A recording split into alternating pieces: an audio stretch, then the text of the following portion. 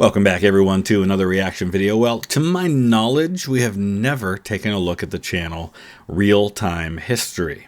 I've got 452,000 subscribers, which I dare say is a pretty darn good number. Trying to remember, I think I'm right around there. Let's take a look. I'm not entirely sure now that I think about it. 458,500. So we're pretty darn close to the same thing. That's pretty cool. So he's got a video about the British-Zulu War of 1879, which we have touched on this channel a little bit here and there, where we've talked about, like we looked at the Sabaton song Rorke's Drift and talked about that a little bit. So this, I'm sure, will focus heavily on the most memorable battles from that war, Isandlwana and Rorke's Drift, but a bigger picture, get a little bit more of a look at what's going on. So I'll put a link in the description. If you're not familiar with real-time history, you can check out the channel without my commentary, see all their other videos. Before we dive into this video today, though, I want to say a special thank you to Brandon Christian, Cole Barnes, Chancey Hales, and James Book, who have all been supporting this channel at the executive producer level, which is a huge level of support. It's I cannot express enough how grateful I am to you all. Brandon's actually doing it twice. He's actually signed up under 2 different accounts, so he's a double executive producer, and Brandon and I have had the chance to hang out together in Europe, so I consider him a friend, and we talk when we get a chance. But thank you all for your support. I could not do this without you. Let's dive into this one. It's January 1879, and in South Africa, the British Army has invaded the Zulu Kingdom. Lord Chelmsford is supremely confident his redcoats will crush the spear-wielding Zulu army. Little does he know that King Cetshwayo's army of 20,000 Zulu warriors is closing in on the British camp at Isandlwana. It's the Anglo-Zulu War.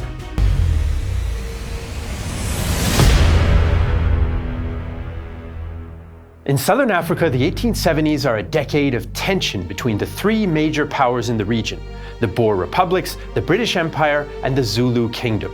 So it's interesting to see this played out on the map, because I think we've all heard of the Boer War. We've heard of the Dutch involvement in South Africa. We've heard of the Zulus, but kind of figuring it out, where it all kind of plays in on the map and seeing the relative size, which doesn't necessarily mean strength or population. It's just territory.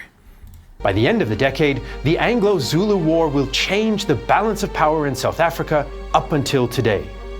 The Zulu Kingdom is a result of the dramatic expansion in power and influence of the AmaZulu tribe. This rise to regional power status starts under the rule of King Shaka, who led a successful coup in 1816. So Shaka is probably a name most people have at least heard of. Shaka Zulu was I think it was a TV series. I don't think it was a movie. I think it was a TV series. I remember it was really, it made a big impression on me as a kid watching it, because I was, at that point just gobbling up anything to do with history, and I didn't know the first thing about the Zulus or anything about that region or about its people. So the fact that we do have at least these personalities like Shaka that we know a little something about, and we can learn about who these people were before they come into devastating contact with the European powers. The young Shaka served as a warrior in a rival tribe during his exile, and now as king, he leads a revolution in the Zulu way of war. He introduces conscription for all able-bodied men, who start training at age 14 with a short stabbing spear called the assegai and cowhide shields. The spear is also known as the ikloa, after the sound it makes when ripped from the enemy's flesh. Shaka also introduces a successful battlefield formation called izimpondo zankomo, the horns of the buffalo. The formation has 4 parts: the chest to close with the enemy and fix them in place, the 2 horns to outflank the enemy and encircle them, and the loins, which serve as a reserve. And it's great, and it's nice to see these things happening. So as I think about these African tribes, and you could also talk in a similar way about indigenous peoples in places like the United States and Canada and Australia and other places, is that you have all of these smaller groups. And it's not unlike what happened in places like Europe. England wasn't always England. It was once Wessex and Kent and Cornwall and Northumbria and all these other kingdoms that eventually get united. And in that unity comes strength, because now you're not fighting against each other. Instead, you can focus on the other big boys on the block. The same thing happens with the Native American tribes. As they unify, they're able to put up a stiffer resistance. And the same thing is going to happen here in Africa. You have Shaka fighting against other tribes, and because he has developed this technique, this strategy on the battlefield that gives him something and his people something that the other tribes don't have. But eventually your enemies learn and they develop and they figure out how to counter it, and they might even adopt it for themselves. Shaka's highly trained army far outclassed the neighboring tribes. Intertribal warfare had been mostly a ritual show of force, right. But Shaka launches wars of annihilation to totally crush enemy forces.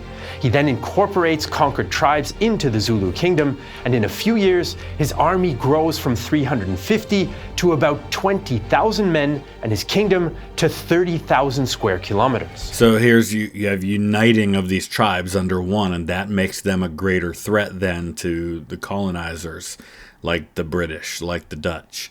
And I think ultimately Shaka was actually betrayed by some of his own people rather than an enemy from without. Shaka's iron rule comes to an end in 1828 when his two half-brothers assassinate him, but the empire and the army remain. So from the early 19th century, the Zulu kingdom is a military and political power in southern Africa. But they're not the only power in the region, and neighborly relations leave much to be desired. In 1824, the British establish a coastal trading post that eventually grows into the port of Durban. As Durban becomes a city and more Brits arrive, tension between the expansion-minded settlers and the fiercely independent Zulus increases. So notice he talked about a trading post. Trade is often the catalyst for colonization and expansion. Again, in the United States, what happens first? It's not people want to spread out and settle land. First, it's traders, it's fur trappers, it's people looking for gold, and it's that search for resources and that desire for wealth that spreads the expansion. Even more dangerous from the Zulu point of view is the arrival of the Boers in the 1830s. These Dutch-speaking colonists have lived in southern Africa since the 17th century, but in 1837 they head northeast to get away from British rule and found new states. The Boer migrants enter Zulu territory, which results in clashes with Zulu forces. This sparks a wider war over territory, pitting the Zulus, who are suffering from an internal power struggle, against the British and the Boers. Zulu warriors sack Durban, but the Boers then defeat them at Blood River. Murder Hill, Blood River. They like those kinds of names, don't they? After the 1838 war is over, the British and Boers force the Zulus to give them land. The Boers eventually establish the independent Republic of Transvaal, and the British expand the borders of their colony, Natal. The following decades see constant land disputes and border skirmishes between the three powers. By the 1870s, the British authorities in South Africa want to consolidate their power and see a potential solution in a confederation that would place the Boers and the Zulus under British rule. The architects of this policy are new High Commissioner Sir Henry Bartle Frere and Secretary of State for Native Affairs in Natal, Theophilus Shepstone. They, like many other British politicians in South Africa, think that the British have a duty to westernize the natives.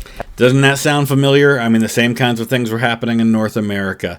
And in their defense, I will say that many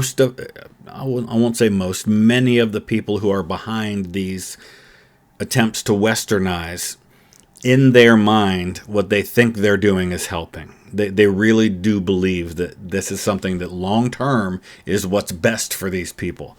But in the process, they're destroying their culture, they're forcing them to change, they're putting them in difficult situations. So from the outside looking in, with 100+ years of history behind us, we can see that. But at the time, many of them were motivated by what they thought was helpful. As a first step towards the planned confederation, Britain annexes the Transvaal Republic, which is effectively bankrupt and fears its Zulu neighbors. The British and Boers want to continue to expand into Zulu territory, but Zulu King Cetshwayo and his government are angry at constant Boer incursions into their territory. Shepstone is impressed with the Zulu King. And notice how he's dressed here. He's dressed like an Englishman. He's dressed like a Westerner. Ketsueo is a man of considerable ability, much force of character, and has a dignified manner.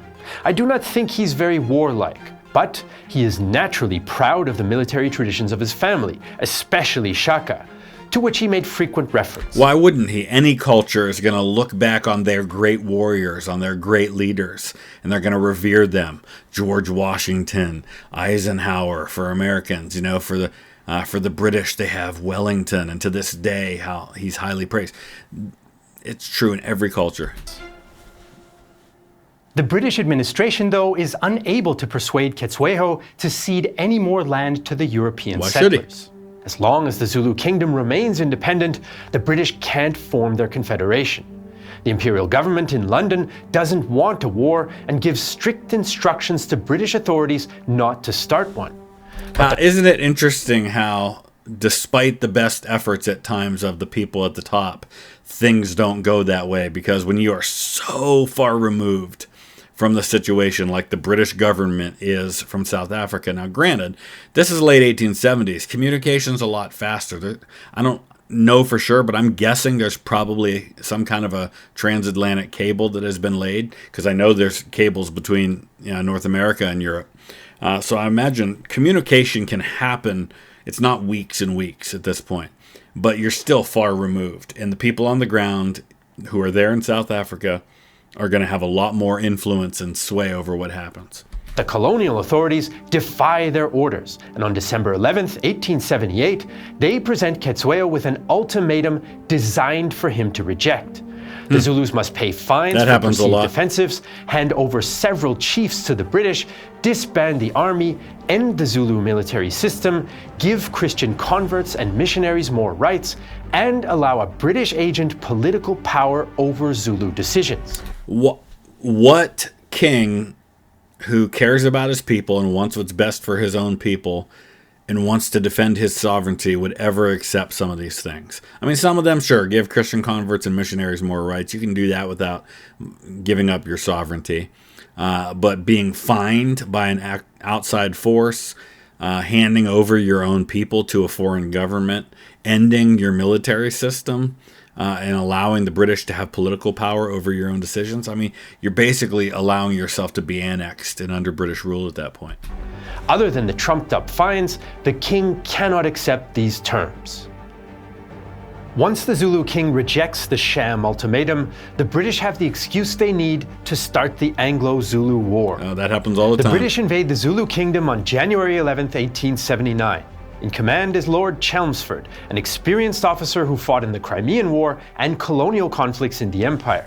It's always interesting to me how every war, the generals and the guys at the top have a previous war where they got kind of made their bones.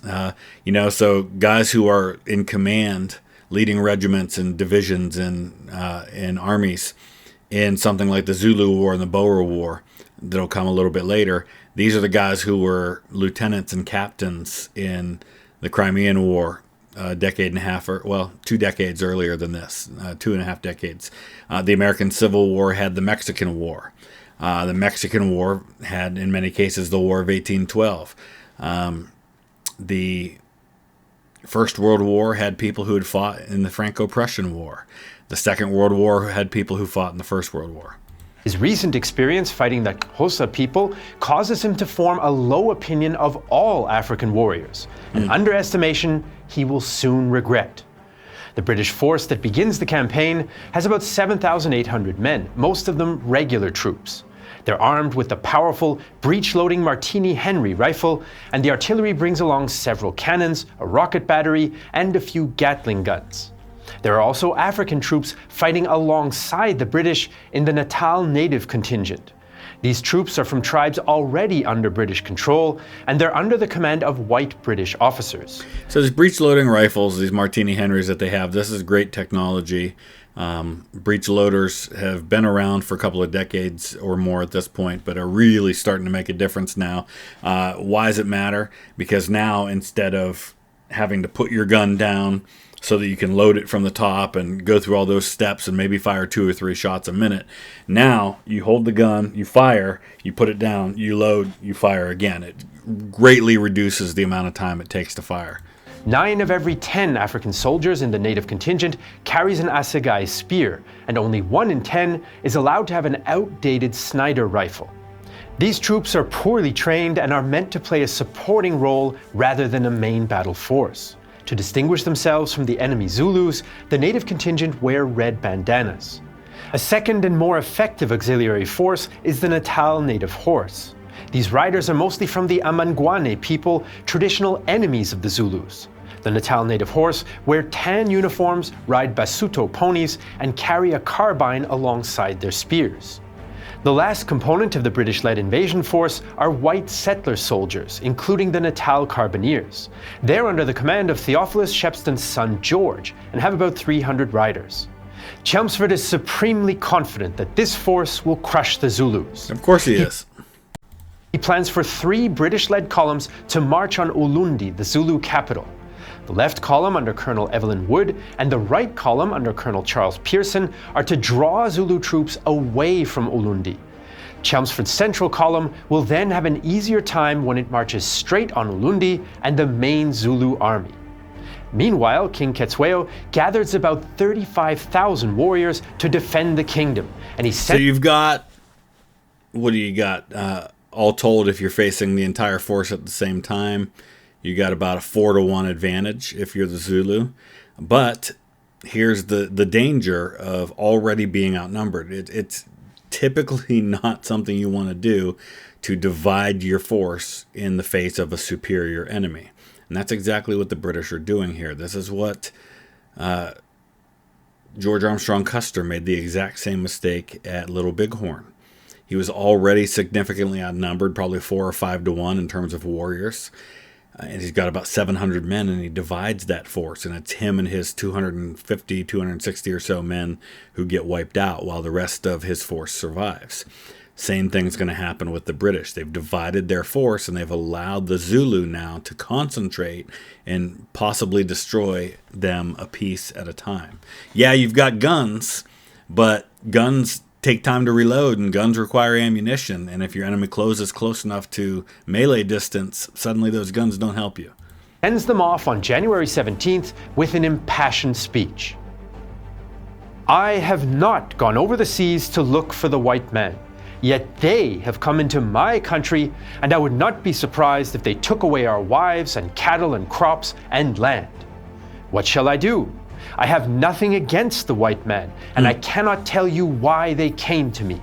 They want to take me. What shall I do? What other choice do I have? The Zulu warriors answer their king. Give the matter to us.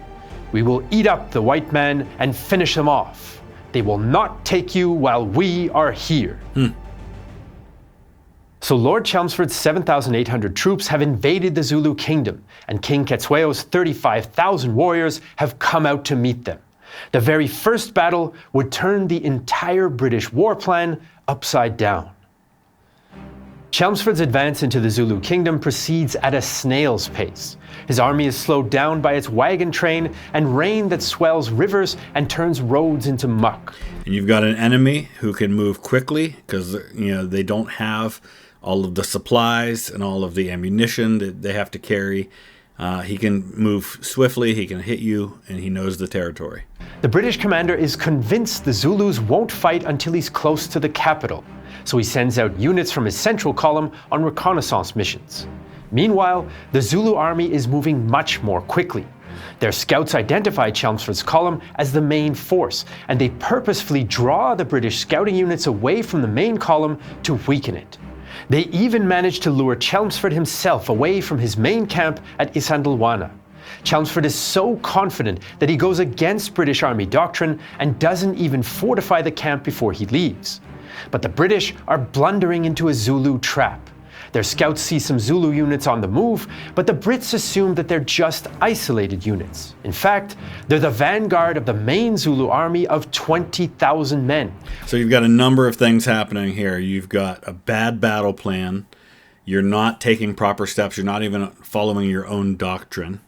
You're not fortifying properly. You're misreading the situation. You're making faulty assumptions, and you're underestimating your enemy. Which is bearing down on the unfortified British camp. On January 22nd, the Zulus are within striking distance. Veteran Zulu commander Chief Nchingwayo Kamahole hesitates to attack, but his scouts tell him of the weakness of the British defenses.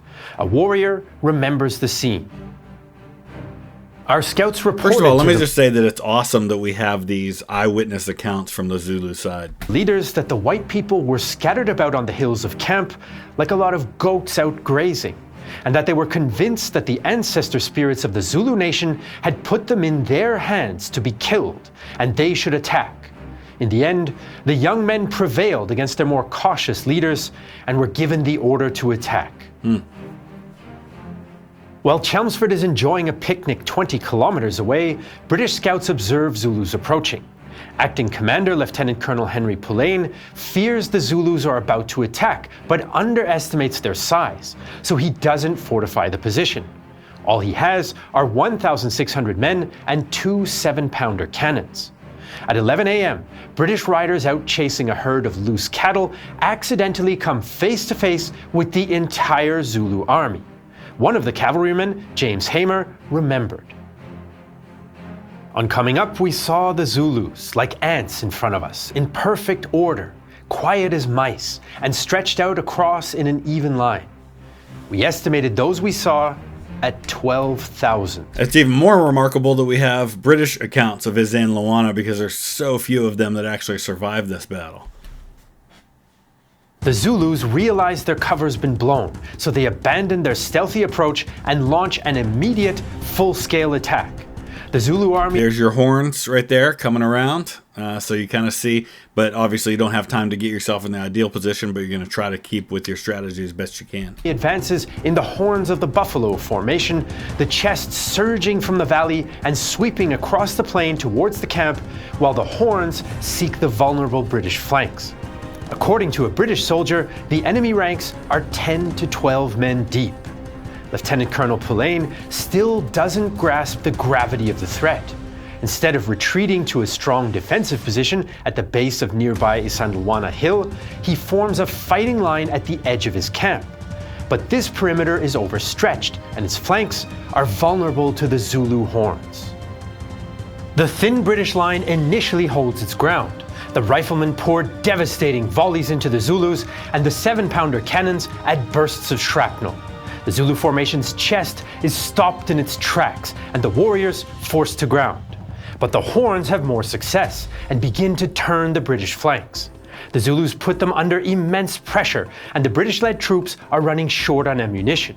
Pullein orders his men to pull back to camp to be closer to their ammunition supplies. And this Zulu strategy is a strategy that's used by pretty much every army on Earth, right? I mean, think about World War II. What's the unit tactic?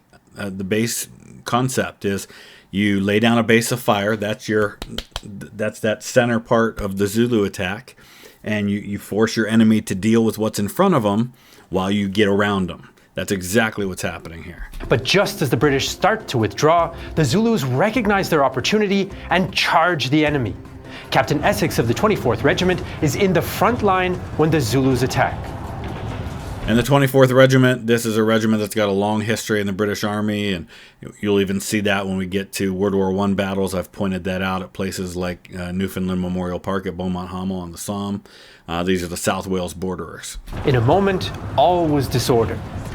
I should correct myself. They later the South Wales borderers, and they're mistakenly shown to be the South Wales borderers in the movie about Rorke's Drift, and they sing Men of Harlech and all this stuff. They were actually at this point based in the Midlands, based near Birmingham. They're going to become the South Wales borderers a couple of years after the Zulu War. Few of the men had time to fix bayonets before the enemy was among them, using their assegais with fearful effect. I heard officers calling to their men to be steady, but retreat became in a few seconds general. Trooper Sparks of the Natal Mounted Police is in the camp as the British position collapses. There was a great deal of confusion. no kind of formation being made for defense of the camp. The Zulu army had thrown out wings on our flanks so that we were hemmed in on 3 sides, and in a very short time, the camp was invaded by vast numbers of Zulus. It was impossible to make any effective defense. The battle becomes a slaughter. A handful of mounted Brits cut their way out of the disaster, leaving behind isolated groups of soldiers who make desperate last stands. The Zulus do not take prisoners, and 1,300 British-led troops are killed, including Theophilus Shepston's son George. Zulu losses are unknown, but are probably more than 1,000 dead and wounded. The Battle of Isandlwana is a clear Zulu victory. Chelmsford's central invasion force is destroyed. But just as that battle ends, another is beginning. On the border river between Natal and the Zulu Kingdom is a small mission station that the British have converted into a hospital and supply depot commanded by Lieutenant John Chard of the Royal Engineers. And you can see why this would be a place that you would set up a hospital. It's supposed to be, anyway, behind the lines because you're advancing east toward the capital. The main force with strength is there, so you figure you're behind that main force, you're in a safe position. But now Isandlwana's been overrun. What few survivors have gotten away or are streaking back toward you, and you've got an army of 20,000 or so headed your direction.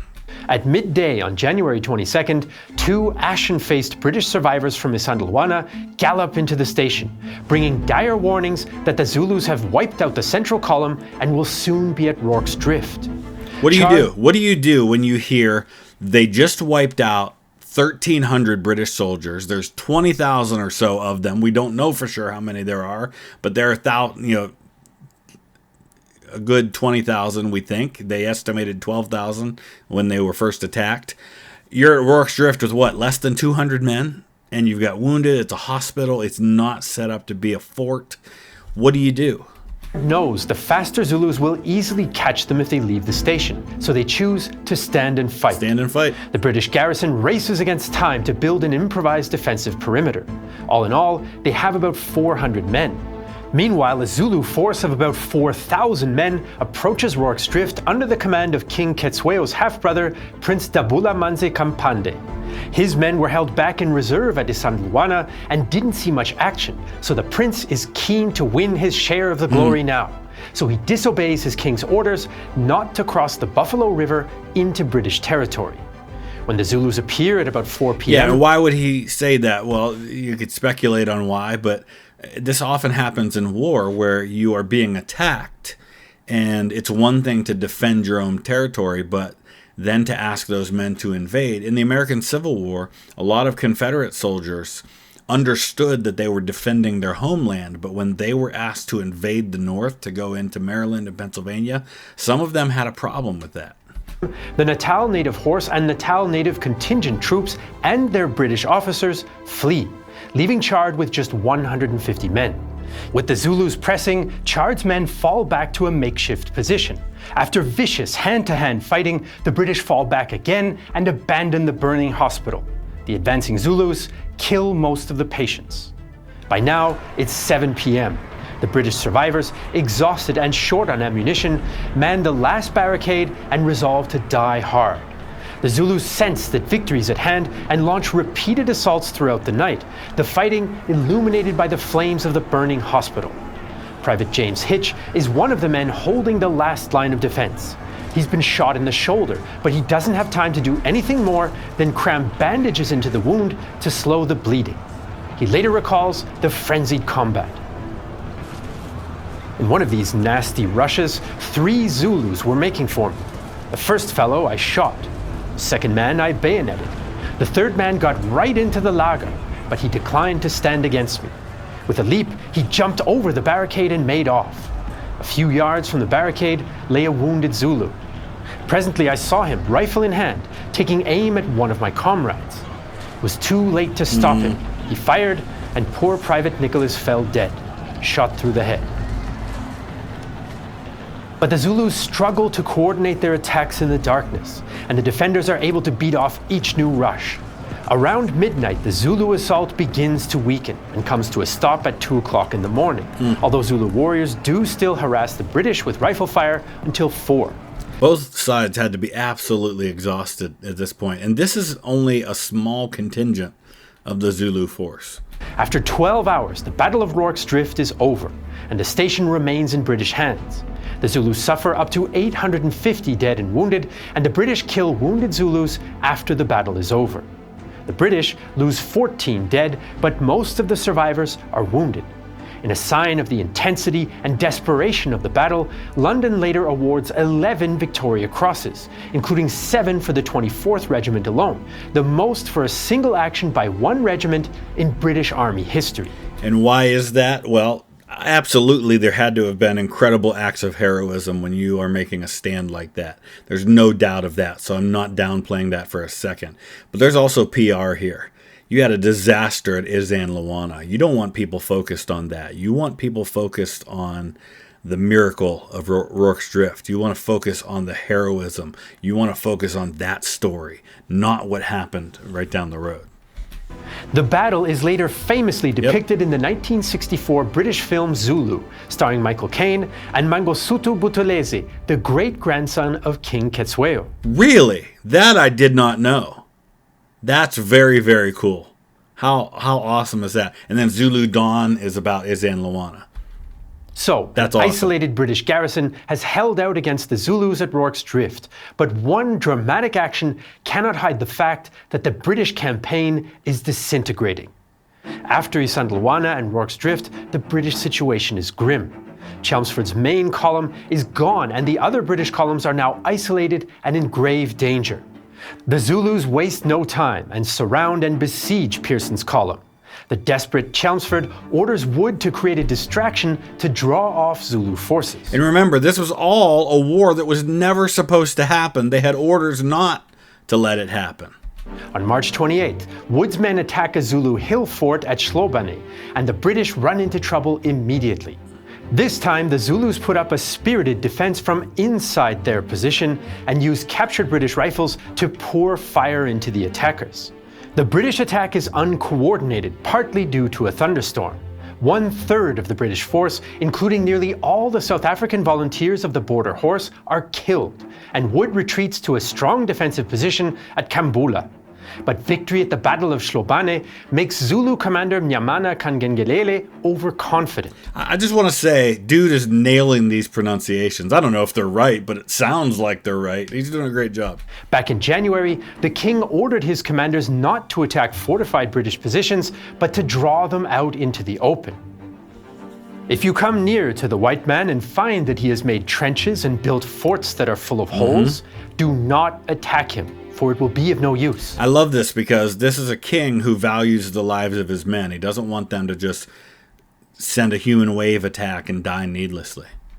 But if you see him out in the open, you can attack him, because you will be able to eat him up. Instead, Mnyamana maneuvers his army of 20,000 warriors, many of them veterans of Isandlwana armed with captured rifles, to attack the British at Kambula. But Wood has learned from British mistakes. His 2,000 troops form a wagon laga, or wagon fort, and clear the ground around it to create a killing field for rifle fire and their 6 7-pounder cannons. On March 29th, the Zulus attack with the Horns of Buffalo formation, but British small arms and artillery fire from the safety of the wagon fort cut down hundreds of warriors. Some determined Zulus reach the wagons, but they can't break through. The Zulus regroup and attack several times, but each time they take heavy losses and fail to reach the laga.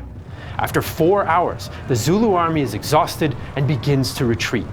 Wood sends out 600 cavalry to pursue them, and the retreat becomes a rout. The Battle of Kambula is a decisive British victory. They lose 28 dead and 54 wounded, but inflict at least 2,000 casualties on the Zulus, including Zulu wounded that the British kill afterwards. The defeat damages the spirit of the Zulu army, as one warrior later remembers. Our hearts were broken at Kambula. I dared not go within a shot of the British after this time. The Zulus have suffered heavy losses which they cannot replace, and despite their captured rifles, they have no answer to the British Army's immense firepower advantage. In April, Lord Chelmsford leads a new British column to relieve Pearson's besieged force. The Zulus intercept the relief column at the Battle of Jinjinlovu on April 3rd, but by now, even Chelmsford has learned his lesson. Yep. The British fortify their position and use rocket batteries and Gatling guns in support of the infantry. When the Zulus attack, a hail of British bullets kills or wounds 1,000 warriors in just 20 minutes. Wow. The rest of the Zulus retreat and lose even more when British cavalry chases them down. The tide of the war has turned in favor of the British. King Cetshwayo tries to open negotiations to preserve his kingdom, but the British refuse. On May 31st, a massively reinforced British army of 25,000 men begins a new invasion of the Zulu kingdom. Yeah, they learned their lesson. They're fortifying, they're loading up the numbers, and now you've got 3 times as many men on this invasion as you had on the one before it. And I think it's at this point that we're going to have the heir to Napoleon killed in this war. Amongst the invaders is a European celebrity. I swear, I have not watched this video. I knew that happened in the summer. It was like in June or July during the war, but I didn't know he was immediately going to mention this right after this. Prince Imperial Louis-Napoleon Bonaparte. He's the son of deposed French Emperor Napoleon III and is serving in the British artillery. Yep.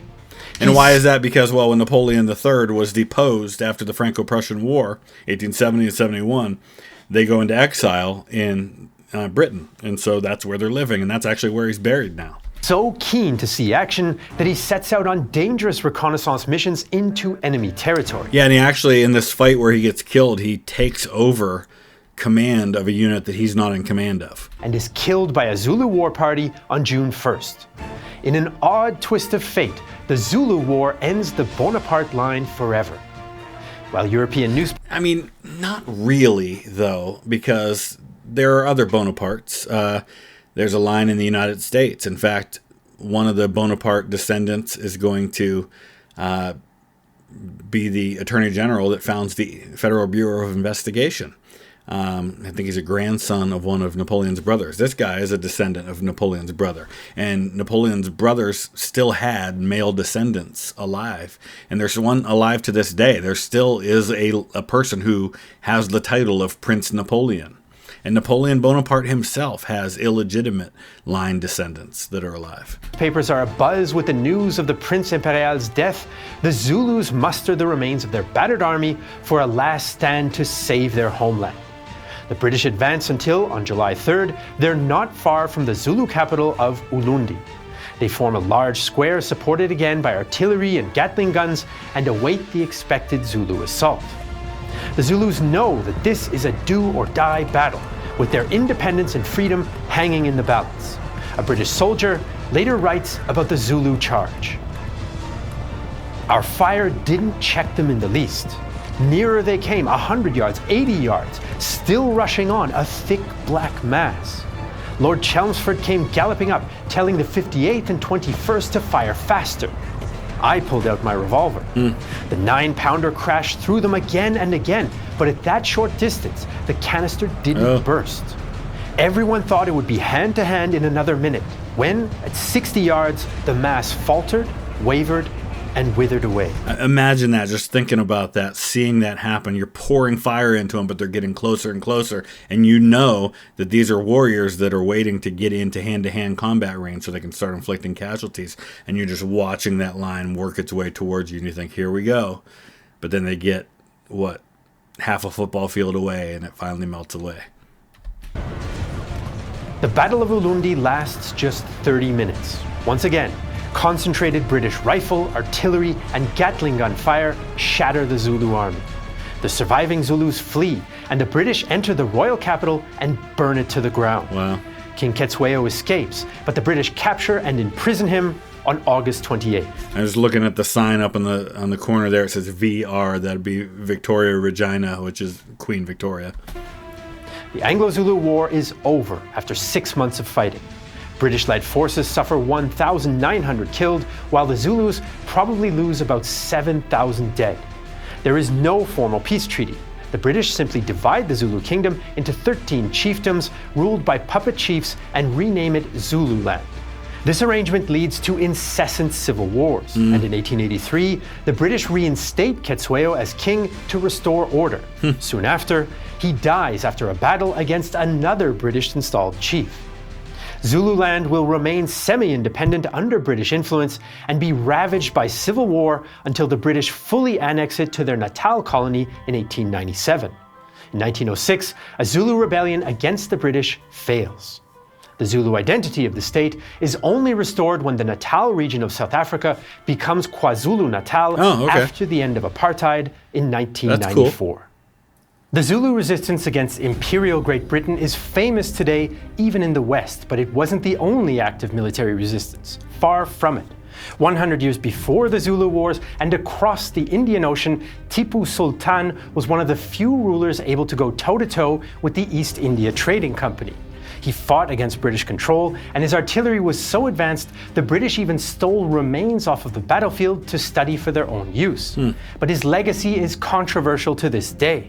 If you want to learn more about Tipu Sultan, I recommend that you check out our friends from Extra History and their documentary about this fascinating historical figure. I love seeing channels recommend other channels and kind of share the love.